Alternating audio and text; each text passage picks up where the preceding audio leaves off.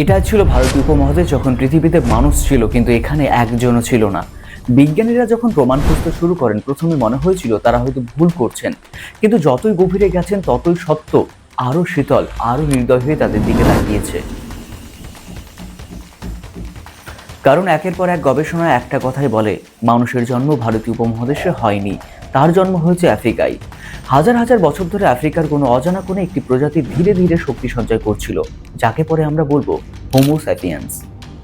এরা যখন পৃথিবীতে প্রথম দাঁড়ালো ভারতীয় উপমহাদেশ তখন ছিল অপেক্ষায় থাকা এক জনহীন ভূমি।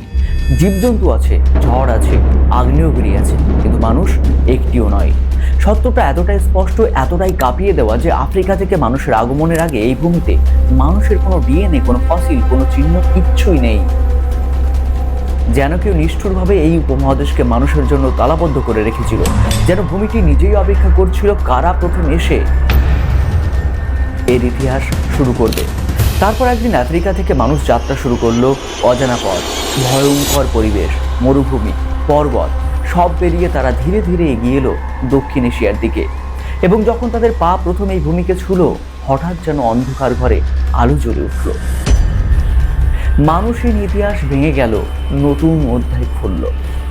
সবচেয়ে প্রাচীন হোমোস্যাপিয়েন্স ফসিল আফ্রিকাতেই পাওয়া গেছে, Morocco, Ethiopia, Kenya.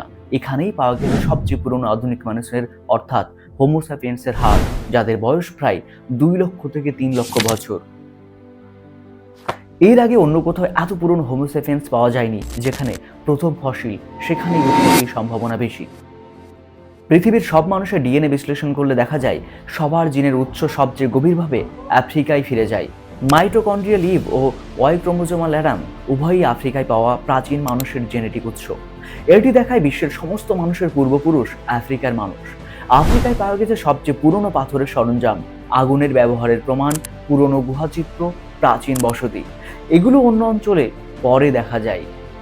Out of Africa migration model, genetic ও প্রত্নতত্ত্ব উভয়ই দেখায় আধুনিক মানুষ আফ্রিকা থেকে বেরিয়ে প্রথম মধ্যপ্রাচ্যে, পরে এশিয়ায় ছড়ায়।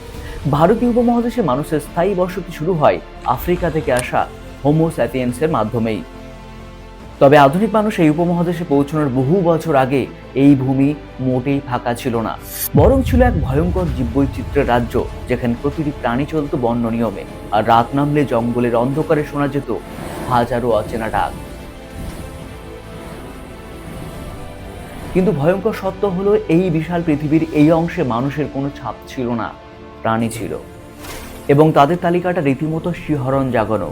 বন্য প্রাগৈতিহাসিক পশু, হাইনার প্রাচীন পূর্বপুরুষ, বড় শিকারী, শিকারী বিড়াল জাতীয় প্রজাতি, আদি হাতি, বুনো মোষ, বিশাল গরু, বিভিন্ন ধরনের বানর, জঙ্গল, নদী, বনের ভেতরে এই প্রাণীরা মুক্তভাবে ঘুরে বেড়াতো, যেন পৃথিবী তখনও মানুষের আগমনের জন্য মঞ্চ প্রস্তুত করছিল।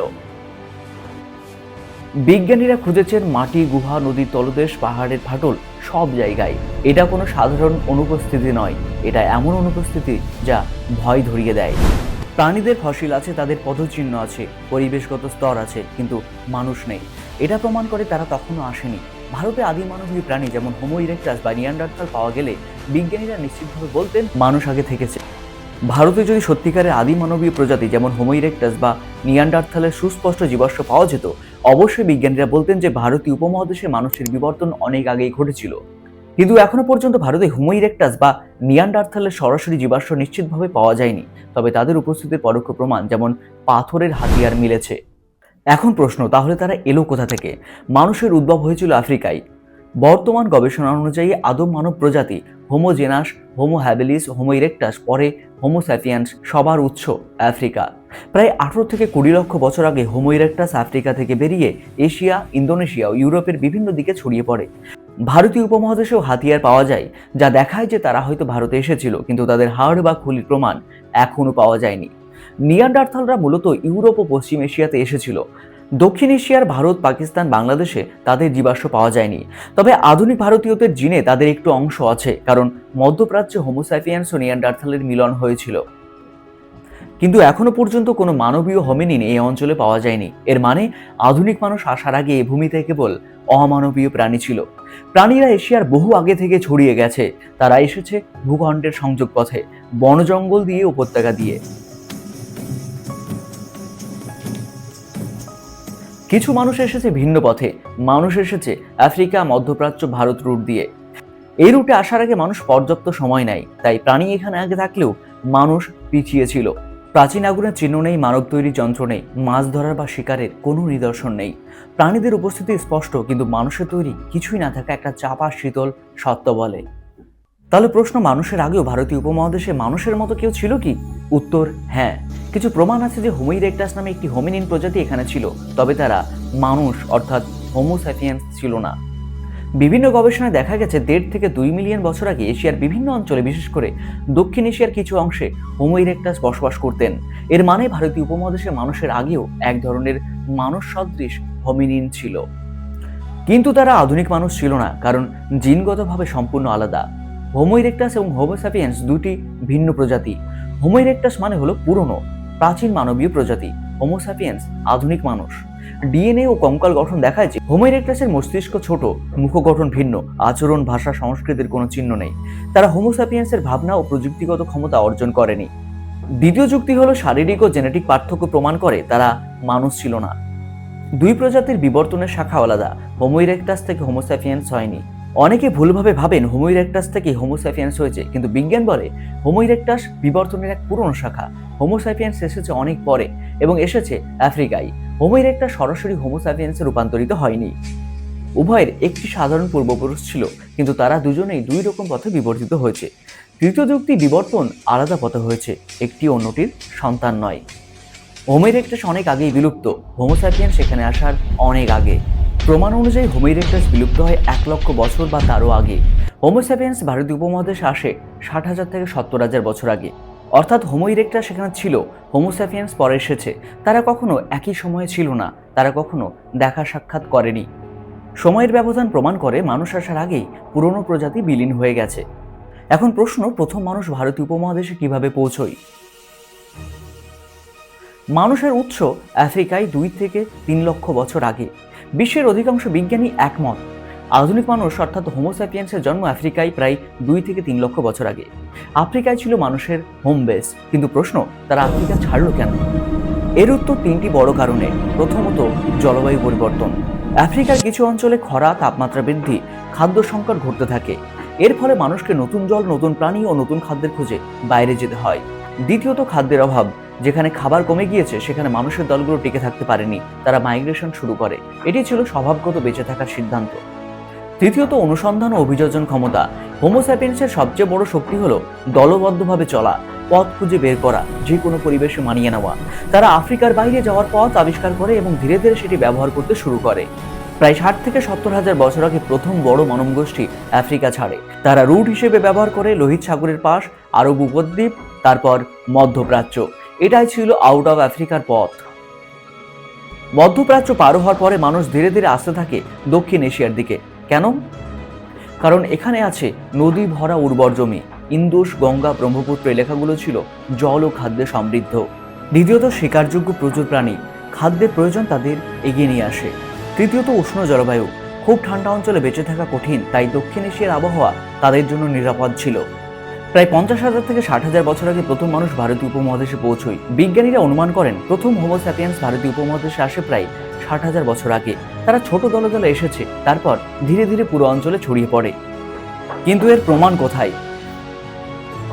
দক্ষিণ এশিয়ার প্রাচীন lithic tools, genetic tracing, mitochondrial DNA, ভূতাত্ত্বিক স্তরে পাওয়া প্রাচীন মানব চিহ্ন সবই দেখায় এই অঞ্চলে হোমো স্যাপিয়েন্সের অন্যতম প্রাচীন বসতি। কিছু গবেষণা আরও এগিয়ে বলে কিছু অংশে 80,000 বছরের পুরনো বসতির সম্ভাবনাও আছে। কিন্তু কেন তারা এখানে স্থায়ী হলো, এই প্রশ্নেরও সুনির্দিষ্ট যুক্তি আছে। তার প্রথম কারণ, প্রচুর নদী। গঙ্গা, ব্রহ্মপুত্র, ইন্দুস জল ও খাদ্যের উৎস ছিল সহজলভ্য। দ্বিতীয় কারণ, শিকারযোগ্য প্রাণী।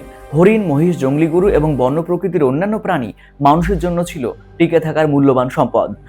তৃতীয় কারণ, উষ্ণ জলবায়ু। ঠান্ডা অঞ্চলে বাঁচার ঝুঁকি বেশি, কিন্তু দক্ষিণ এশিয়ার আবহাওয়া ছিল মানুষের জন্য আরামদায়ক। চতুর্থ কারণ, ভৌগোলিক সুবিধা। মরুভূমি, পর্বত বা হিমবাহের বাধা ছাড়াই এখানে চলে আসা ছিল তুলনামূলকভাবে সহজ। আর এর ফলাফল, আফ্রিকার মাটিতে জন্ম নেওয়া আধুনিক মানুষ নদীমাতৃক এই উপমহাদেশে ধীরে ধীরে নিজেদের নতুন জীবন গড়ে তোলে। তাদের আগমন কেবল ভ্রমণ ছিল না, এ ছিল পৃথিবীর সবচেয়ে গুরুত্বপূর্ণ স্থানান্তর, যা আজকের দক্ষিণ এশিয়ার জনগোষ্ঠীর জেনেটিক ভিত্তি তৈরি করে দিয়েছে। আফ্রিকা থেকে মানুষ কিভাবে দক্ষিণ এশিয়ায় পৌঁছলো? বিজ্ঞানী ও প্রত্নতত্ত্ববিদেরা বর্তমানে দুটি প্রধান পথের কথা বলেন। সবচেয়ে গ্রহণযোগ্য মত দক্ষিণ উপকূলীয় পথ, সাউদার্ন কোস্টাল রুট। পথটি ছিল এমন: আফ্রিকা, বাবেল মানদেব প্রণালী, দক্ষিণ আরব, ইয়েমেন, ওমান হয়ে ইরানের দক্ষিণ উপকূল এবং তারপরে পাকিস্তানের মাকরান উপকূল এবং তারপরে ভারতের পশ্চিম উপকূল, বিশেষত গুজরাট, কচ্ছ, মহারাষ্ট্র, কর্ণাটক। তারপর দলগুলো ছড়িয়ে পড়ে দক্ষিণ ভারত, শ্রীলঙ্কা, দক্ষিণ পূর্ব এশিয়া হয়ে অস্ট্রেলিয়া পর্যন্ত। কিন্তু প্রশ্ন হলো, বিজ্ঞানীরা এটিকে প্রধান পথ কেন মনে করেন? তখন সমুদ্রের জল আজকের চেয়ে 50 থেকে 70 মিটার নিচে ছিল। শেষ হিমযুগের সময় বরফে জমে থাকায় বিশ্বের সমুদ্রপৃষ্ঠ অনেক নিচে ছিল, ফলে আজকের সমুদ্রযাত্রার অঞ্চলগুলো তখন অনেকটাই ছিল হেঁটে পারযোগ্য ভূমি। উপকূলে পাওয়া যেত মাছ, ঝিনুক, কাঁকড়া, জোয়ারি ফল, এগুলো মানুষের দীর্ঘযাত্রাকে সহজ করেছিল এবং এটাকে বলা হয় বিচ কম্বার রুট। এর অর্থ হলো সমুদ্র তীর ধরে খাদ্য সংগ্রহ করতে করতে যাত্রা। বিভিন্ন জেনেটিক গবেষণা প্রমাণ করে ভারতের দক্ষিণ পশ্চিম উপকূলে মানুষের উপস্থিতি সবচেয়ে পুরনো, বিশেষ করে কেরালা, কর্ণাটক, দক্ষিণ গুজরাট। এখানকার জনগোষ্ঠীর ডিএনএ লাইনেজ বিশ্বের অন্যতম প্রাচীন।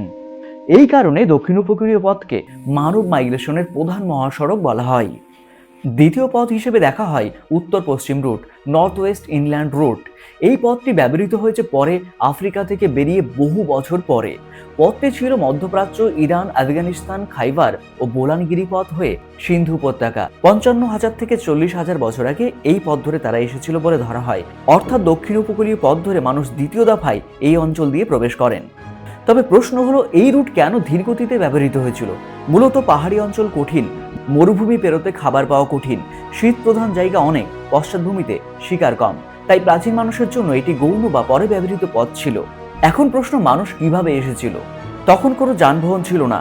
ঘোড়া, গরু, মোষ তাদের পোষ মানেনি, তাই মহাদেশ থেকে মহাদেশে যাত্রা কেবল পা দিয়েই। বিজ্ঞানীরা বলে থাকেন প্রতিটি দলে ছিল প্রায় 30 থেকে 150 জন মানুষ। ছোট দল, দ্রুত চলা প্লাস দ্রুত খাদ্য খুঁজে পাওয়া। সমুদ্র তীর ধরে ধরে দ্বিতীয় দলটি আসে। এটি ছিল নিরাপদ ও খাবার সমৃদ্ধ পথ। এই কারণে বিজ্ঞানীরাকে বলেন বিচ কম্বার হাইপোথিসিস।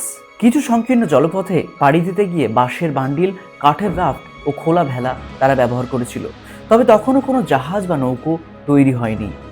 ভারতীয় উপমহাদেশে মানুষ কখন এসেছে এটি শুধু ধারণা নয়, প্রমাণ রয়েছে মাটির নিচে, গুহার দেওয়ালে এবং সবচেয়ে গুরুত্বপূর্ণ আমাদের ডিএনএতে। এখানে 4টি শক্তিশালী বৈজ্ঞানিক প্রমাণ তুলে ধরা হলো।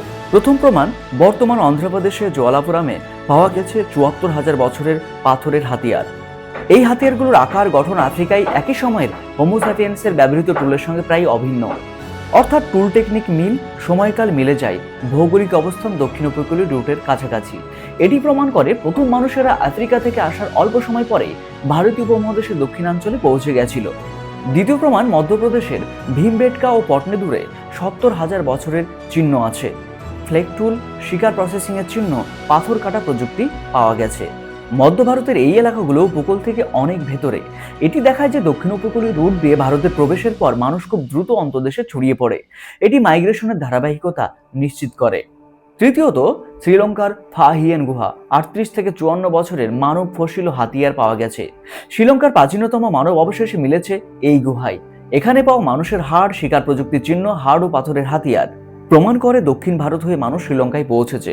আরও গুরুত্বপূর্ণ, এই সময় শ্রীলঙ্কান হাতিয়ার দক্ষিণ ভারতের টুলের সাথে মিল পাওয়া যায়। এটি প্রমাণ করে একই মানব গোষ্ঠী ভারত শ্রীলঙ্কা পর্যন্ত ক্রমাগত দক্ষিণ দিকে এগিয়েছে। আজকের ভারতীয়দের 50 থেকে 70% ডিএনএ প্রথম আফ্রিকান অভিবাসীদের। জিনোম বিশ্লেষণে দেখা গেছে ভারতীয়দের বড় একটি অংশ এএএসআই, অ্যানসেস্ট্রাল সাউথ ইন্ডিয়ান নামে পরিচিত একটি প্রাচীন আফ্রিকান লাইনেজের বংশধর। তাদের বয়স আনুমানিক 50,000 থেকে 70,000 বছর। দুইটি বিষয় এখানে পরিষ্কার। প্রথমত, ভারতের প্রথম স্থায়ী বাসিন্দা ছিল সেই প্রথম আফ্রিকান হোমো স্যাপিয়েন্স দল। দ্বিতীয়ত, তারা সম্পূর্ণ বিলীন হয়নি, বরং তাদের জিন আজকের ভারতীয় উপমহাদেশের মানুষের শরীরে বেঁচে আছে। এটি সবচেয়ে শক্তিশালী প্রমাণ যে ভারতের প্রথম আগমন শুধু ঘটেনি, তা আজও জিনগতভাবে উপস্থিত। জোয়ালাপুরামে দেখা যায় মানুষের প্রাচীনতম উপস্থিতি। ভীমবেটকা ও পটনেদুরে দেখায় তারা দ্রুত ভিতরে ছড়িয়ে পড়ে। ফাহিয়েন গুহা দেখায় মানুষের দক্ষিণমুখী বিস্তার। এএসআই জিনগত লাইনেজ দেখায় তাদের বংশধর আজও জীবিত। এইসব প্রমাণ মিলিয়ে বিজ্ঞানীরা নিশ্চিতভাবে বলতে পারেন, হিন্দু, মুসলিম, বৌদ্ধ, ব্রাহ্মণ, শূদ্র, মুচি, মেথর যে নামেই ডাকি না কেন, এগুলো কেবল সামাজিক ও ধর্মীয় পরিচয়। কিন্তু বৈজ্ঞানিক সত্য হলো আমরা সবাই আফ্রিকার প্রথম হোমোস্যাপিয়েন্সের বংশধর। অতীতের সব পার্থক্যের ঊর্ধ্বে উঠে এই একটি কথাই আমাদের সংযুক্ত করে, আমরা মানব জাতি, আমরা এক মানব পরিবার।